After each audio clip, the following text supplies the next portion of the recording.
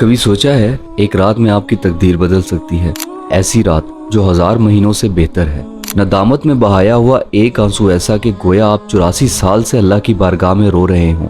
एक सजदा गोया कि आप 84 साल से अल्लाह की बारगाह में सजदा रेज हों। ऐसी रात कि जिस एक रात की इबादत सारी जिंदगी की इबादत की मिसल हो। ये कोई आम रात नहीं है, ये है लैलतुल कदर। अल्लाह ताला कुरान मजीद में फरमाता है, हमने इस कुरान को शब कदर में नाजिल करना शुरू किया और तुम्हें क्या मालूम कि शब कदर क्या है। शब कदर 1000 महीनों से बेहतर है।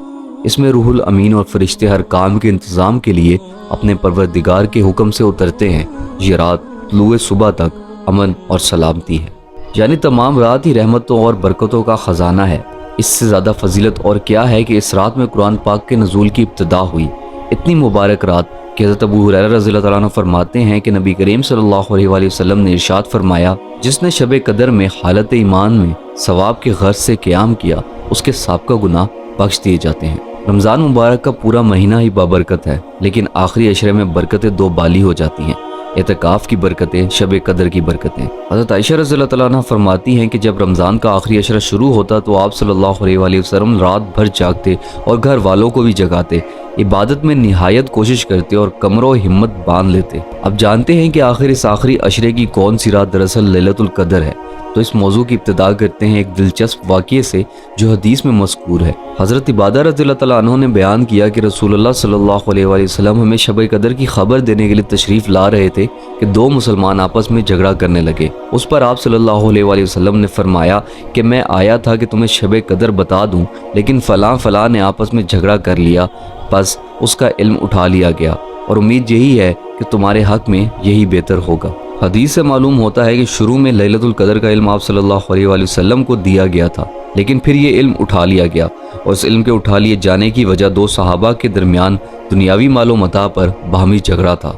यहाँ हमारे लिए गौर करने की बात यह है कि आपस में लड़ना झगड़ना कितना बुरा और बेबरकती का अमल है कि इतनी बड़ी फजीलत वाली रात का इल्म भी उठा लिया गया और ऐसा उठाया गया कि दोबारा किसी को मालूम ना हो सका। लेकिन आप सल्लल्लाहु अलैहि वसल्लम ने इसको खैर फरमाया, इसलिए कि अगर वो रात स्पेसिफिकली मालूम हो जाता तो लोग सिर्फ उस एक रात पर भरोसा करके बैठ जाते और बाकी ताक रातों में इबादत ना करते। मुसलमानों के लिए इबरत का मकाम है। हमें हरदम ये कोशिश करनी चाहिए कि बाहमी लड़ाई झगड़े से दूर रहें और एक अमन और सलामती की फ़िज़ा कायम रखें। बहरहाल इसी हदीस के बकिया हिस्से में मज़कूर है कि बस अब तुम इसकी तलाश आखिरी अशरे की 9 या 7 या 5 की रातों में किया करो, यानी इन तमाम रातों में अल्लाह की इबादत करो। मुमकिन है कि इनमें से कोई एक लैलतुल कदर हो। अल्लाह के प्यारे नबी पाक सल्लल्लाहु अलैहि वसल्लम ने फरमाया, रमज़ान के आखिरी अशरे में शब कदर को तलाश करो। अल्लाह के प्यारे नबी सल्लल्लाहु अलैहि वसल्लम ने अपनी उम्मत को लैलतुल कदर तलाश करने और ढूंढने का हुक्म फरमाया।